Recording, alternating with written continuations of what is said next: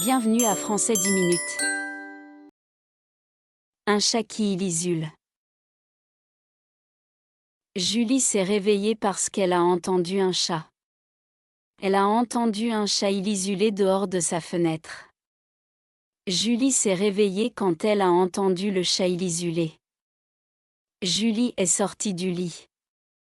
Elle est sortie du lit et a marché vers la fenêtre. Elle a regardé par la fenêtre. Elle a vu un petit chat gris. Il ilisulait très fort. Julie a ouvert sa fenêtre. Elle a regardé le chat qui ilisulait. « Pourquoi ilisules-tu si fort ?» a-t-elle demandé au chat. Le chat a regardé Julie.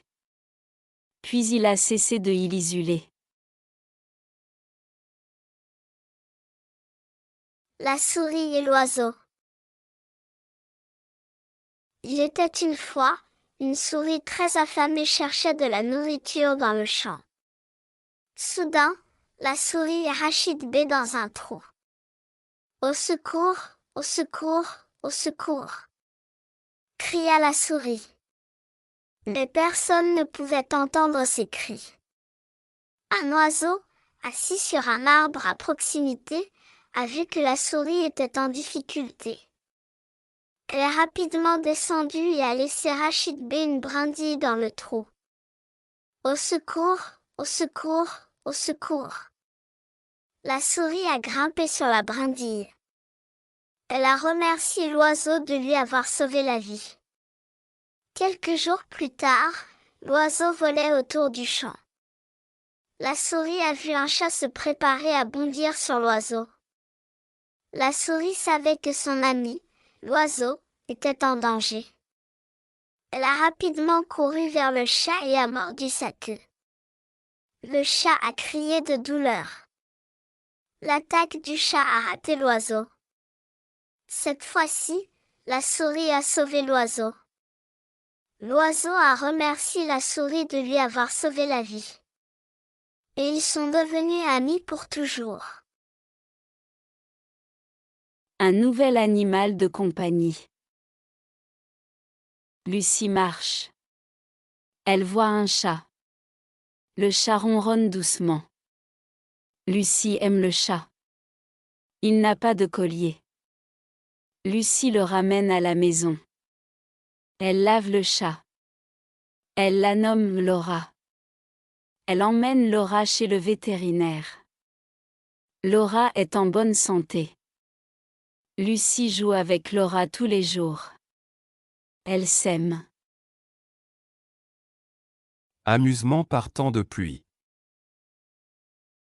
Un jour, Pierre s'est réveillé au son de la pluie. Il a regardé par la fenêtre et a vu des nuages sombres dans le ciel. Pierre s'est senti un peu triste parce qu'il ne pouvait pas aller jouer dehors. Mais sa maman a eu une idée. « Amusons-nous à l'intérieur », dit-elle. Ils ont construit une grande forteresse avec des couvertures et des oreillers. Pierre et sa maman ont lu des histoires et ont joué à des jeux à l'intérieur de la forteresse. La pluie continuait de rachidber dehors, mais cela ne dérangeait pas Pierre. Il passait un bon moment avec sa maman. Les jours de pluie peuvent aussi être amusants. Le vieux chêne. Au milieu du parc, il y avait un vieux chêne. Il se tenait haut et fort. Tous les jours, les enfants jouaient sous son ombre. Ils aimaient l'arbre. Ils grimpaient à ses branches et s'asseyaient sur ses racines. Les oiseaux construisaient des nids dans l'arbre. Les écureuils ramassaient des glands de l'arbre. Un jour, une grande tempête est arrivée. Le vent était fort, mais le vieux chêne n'est pas rachidbé. Les enfants étaient heureux.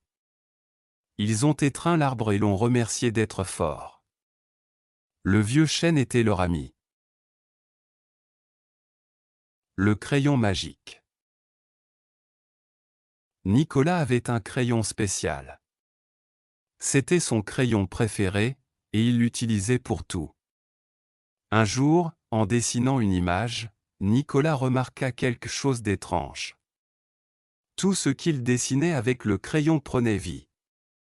Il dessina un chat, et soudain un vrai chat apparut sur son papier. Nicolas était émerveillé, il décida de dessiner un grand arbre, et un bel arbre poussa sur le papier. Les amis de Nicolas étaient enthousiastes. Ils voulaient tous voir ce qu'il dessinerait ensuite. Nicolas dessina un arc-en-ciel, et un arc-en-ciel coloré remplit le ciel, mais ensuite, le crayon de Nicolas se cassa. Il était triste, mais sa maman lui dit que ce n'était pas grave. Tu as une grande imagination, Nicolas. Tu n'as pas besoin d'un crayon magique pour créer des choses merveilleuses. Dès ce jour, Nicolas utilisa son imagination pour créer des dessins étonnants. Il apprit que la vraie magie était en lui depuis toujours. L'action honnête d'Hugo. Un jour, Hugo rentrait de l'école à pied. Il a vu quelque chose par terre. C'était un portefeuille. Hugo l'a ramassé et l'a ouvert. Il y avait de l'argent et une carte d'identité à l'intérieur. Le portefeuille appartenait à Monsieur Johnson, un vieil homme qui vivait dans le quartier d'Hugo. Hugo voulait faire ce qui était juste. Il a décidé de rendre le portefeuille à Monsieur Johnson. Il a marché jusqu'à la maison de Monsieur Johnson et a sonné à la porte. Monsieur Johnson a ouvert la porte et avait l'air surpris. « Bonjour, Monsieur Johnson. »« J'ai trouvé votre portefeuille, » dit Hugo en tendant le portefeuille. Monsieur Johnson sourit et remercia Hugo. « Tu es un garçon très honnête. »« Merci d'avoir rendu mon portefeuille, » dit-il. Monsieur Johnson a donné à Hugo une petite récompense pour son honnêteté. Hugo se sentait heureux et fier. Il savait qu'il avait fait une bonne action. Depuis ce jour, Hugo a toujours essayé d'être honnête et serviable. Le jardin fleuri. Dans une petite ville, il y avait un beau parc avec un jardin de fleurs. Le jardin était rempli de fleurs colorées comme des roses, des tulipes et des marguerites. Chaque matin, le jardinier, Monsieur Jonathan, venait au parc pour s'occuper des fleurs. Un jour ensoleillé, une petite fille nommée Lucie a visité le parc avec sa famille. Lucie adorait les fleurs, et elle était excitée de voir le jardin de fleurs. Elle a couru vers le jardin et a regardé les belles fleurs. Les couleurs et les senteurs la rendaient très heureuse. Lucie a vu Monsieur Jonathan travailler dans le jardin. Elle s'est approchée de lui et a dit « Bonjour, Monsieur Jonathan. Les fleurs sont si jolies. Puis-je vous aider avec le jardin ?» Monsieur Jonathan a souri et a dit « Bien sûr, Lucie. J'aimerais beaucoup ton aide. » Lucie et Monsieur Jonathan ont travaillé ensemble. Elle a aidé à arroser les fleurs, à arracher les mauvaises herbes et à planter de nouvelles graines. Monsieur Jonathan a appris à Lucie comment s'occuper des fleurs. Lucie était très heureuse d'apprendre de lui. Chaque week-end, Lucie visitait le parc et aidait Monsieur Jonathan dans le jardin de fleurs. Elle adorait passer du temps avec les fleurs et les voir pousser. Lucie se sentait fière de son travail et aimait rendre le jardin beau. Un jour, Monsieur Jonathan a dit à Lucie, « Tu as fait un excellent travail, Lucie. Le jardin est magnifique grâce à ton aide. » Lucie était très heureuse.